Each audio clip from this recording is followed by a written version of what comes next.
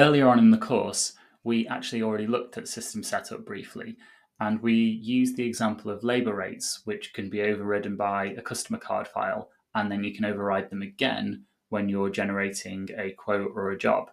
So we have already looked at system setup, but I feel like it's important to cover that again in the overview section because you need an awareness of it as a user, even if you're not going to be potentially ever touching system setup. And that is the correct approach, actually. For the majority of users, you won't be adjusting system setup or using it at all. System setup is for your Simpro administrators, Simpro champions, whatever you call them in your business, to make adjustments as and when required. And the majority of that setup is already done throughout the implementation before you go live. And then during your go live period, there's normally a few little adjustments. But as a user, obviously, you can feed back to your company and to your Simpro champion that you believe that there's certain things that could be changed, and then you can have a discussion over that. So in this section, we're going to start with system setup, and we're going to look at an example around status codes and automatic triggers, just so that you can see in the background the setup, and then we can explain how that feeds forward and appears in the software later when you're actually performing one of the workflows. So let's get onto that now, and I'll take you through it. Okay, so as we already know, system setup is in the top right-hand corner of Simpro. And if we go up to the cog in the top right and click on setup, that takes us into the system setup screen. So we can see over on the left-hand side, we've got our menu of all of our items, and along the top, you've got all of these other little menus that you can click into.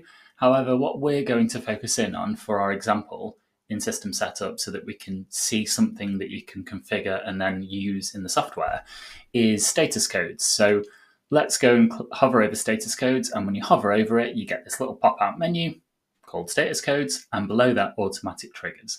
First, we're going to go into status codes. Now, we're not going to need to explain what status codes are. Throughout this course, we're going to be coming across status codes a lot, and you're going to be seeing them in leads, quotes, jobs, invoices, and purchase orders. But one of the things I wanted to explain is that this is an area of system setup, and it's a good example area because it's common in so many different areas of the software. So we've got leads, quotes, jobs, and if we scroll down a little bit more, we've got invoice statuses and we've got purchase order statuses. So what you can see from this list is a list of colors and a list of names of elements. And if I click into one, I have the ability to change this status name for leads. So lead to be chased. So if I want to change that, I can say lead to be followed up. Whoops, some mistakes there. And I can also change the color. So if I want to change the color and say, well, I don't think yellow is urgent enough, I'm going to say that I want it to sort of be a bit more of an orangey color, I can do that. And you can see now that I've got lead to be followed up, lead in progress, and lead overdue. So there are three different statuses that I have for my leads. And I've also got, obviously, quote and job statuses. Now, it's important for you to realize that they can be changed, but once you've kind of set them up and you have that foundation, you wouldn't really want to change the name all the time.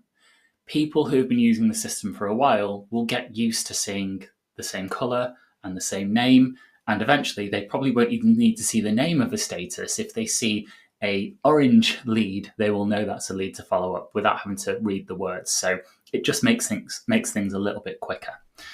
Now let's have a look at automatic triggers. So this is another good way of illustrating in the software something that might happen which may confuse people if they don't know what's going on in the background.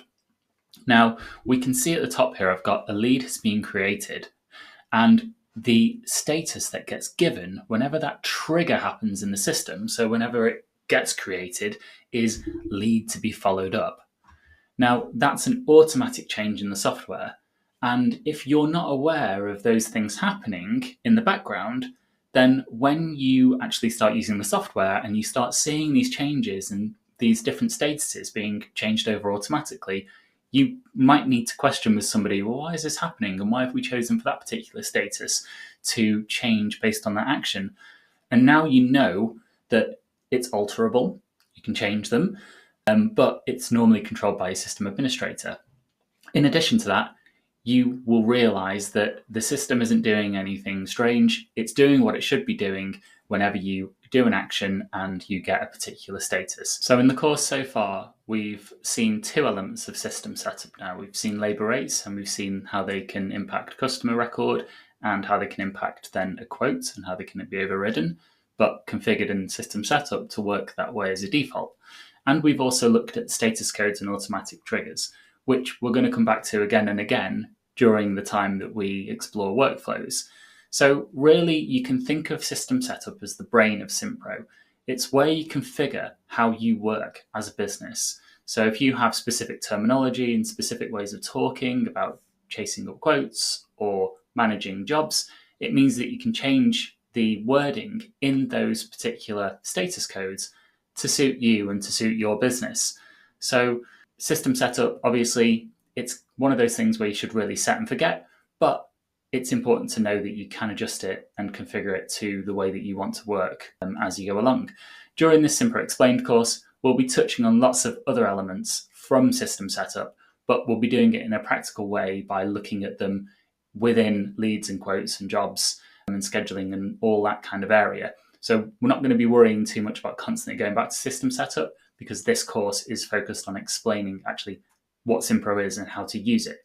So let's get on to the database elements of Simpro in the next section.